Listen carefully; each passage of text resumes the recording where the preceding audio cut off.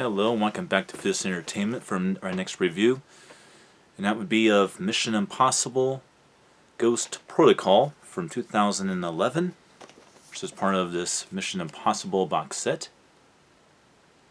which is in 4K with HDR10. Well, for the longest time, actually, didn't think all that highly of Mission Impossible 4, also known as Mission Impossible Ghost Protocol. But my opinion has definitely changed, for sure, when it comes to this movie. First, let's go ahead and pull up the plot synopsis of this one. Okay. Alright. So let's start with the plot synopsis of the film.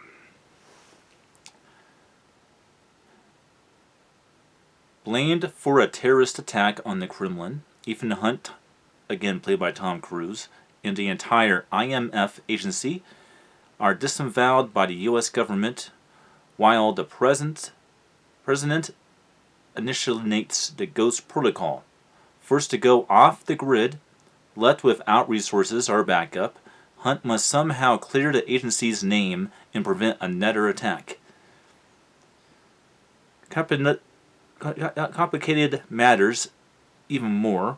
Ethan must undertake the impossible mission with a group of fellow IMF fugitives whose actually motives are subject.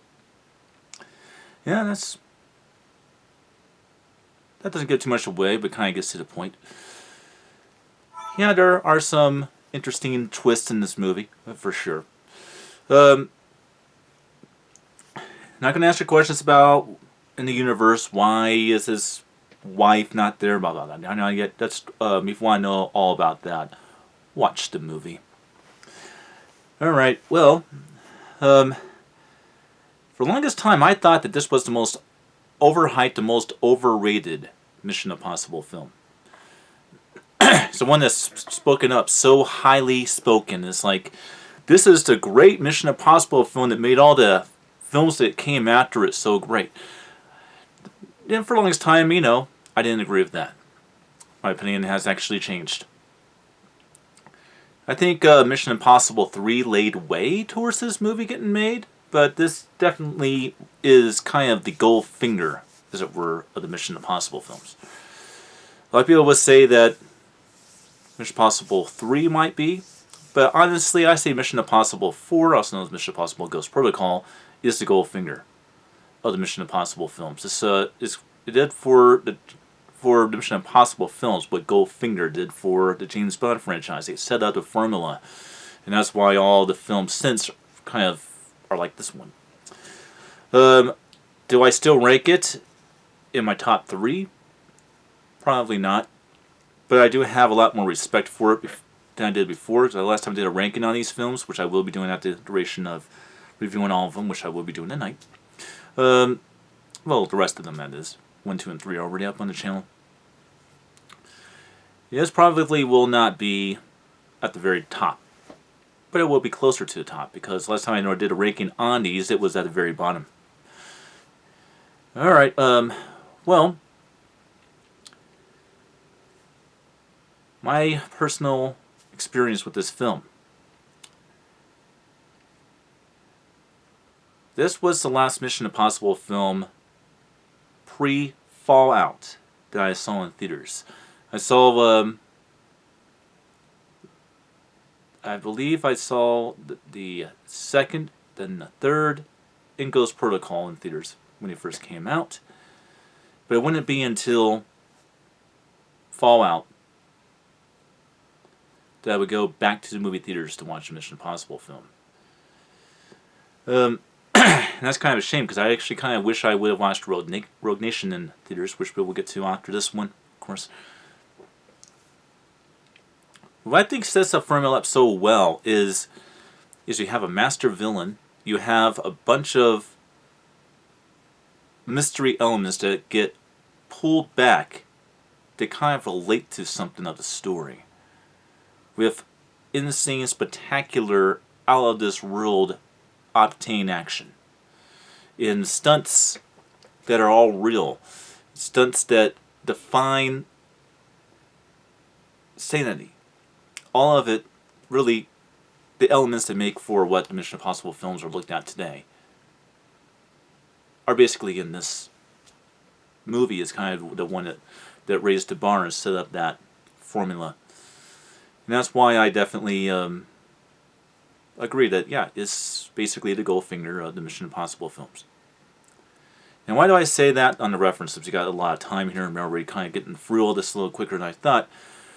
Goldfinger, although probably one of my least favorite James Bond movies, is the film that gets the most respect, not because people think it's the greatest James Bond movie, it's because it's the one that set up the formula for all the other James Bond films that came after it.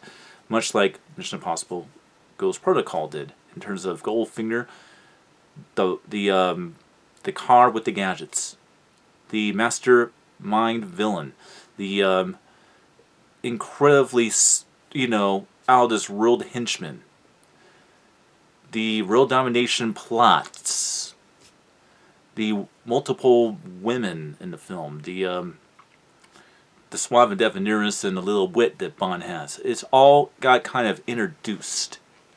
Is a formula in that one movie. Sartorial points of view as well. Unfortunately for me, I will hold Ghost Protocol, also Mission Impossible 4 Ghost Protocol, in high esteem, yes. Will I hold Goldfinger? No. No, I won't. I really don't like that movie. I do not understand the love that it has. I don't. It's at that formula, but I do not. We will not be reviewing all the James Bond films as I mentioned when I reviewed Mission Impossible. We will be reviewing the 5 Bond films that are in 4K, which is the Daniel Craig legacy of James Bond. The newest 5. That's what I'm reviewing. The reason why, because this is a 4K event, and those are the only ones that are in 4K. Now, let's talk about the quality of Mission Impossible Ghost Protocol in 4K. Well, the audio, we'll start with that first, because that's the easy one. It's the exact same 7.1 Dolby True HD sound presentation that's on the regular Blu-ray. However, though, where it gets an edge is with the HDR10 color grading. In the 4K presentation of the film, it makes it an entirely different movie. I mean, all of these films look so much better and so much of a cinematic and so much of a more of a cinema theater experience than you have on regular Blu-ray with the 4K. I can definitely not stress that enough. The 4K in this movie is just as incredible as the first 3, and I would say even more so incredible due to the fact that this is the first official Mission Impossible film that was recorded and filmed in actual Full HD. So the Full HD to Ultra HD remastering and restoration definitely is better on this one than in the first 3, because first 3, people don't remember, were recorded in high definition. I think I kind of talked on this a little bit with how things changed in the last 3 films, and how amazing it was that they looked this freaking good on 4K. And that's certainly the case with Mission Impossible Ghost Protocol. You have a lot of good color mapping on this movie, a lot of color grading. The HDR10 is very heavy on this. It's very heavy on all these films so far. I have to tell you. Matter of fact, all of them, because I've seen all of them now. Definitely a good film to watch. Now, Mission Impossible Ghost Protocol from 2011. Have you seen it? If you have not seen it, check it out. And feel free to subscribe and give me a like or two. And I will see you guys on the next one.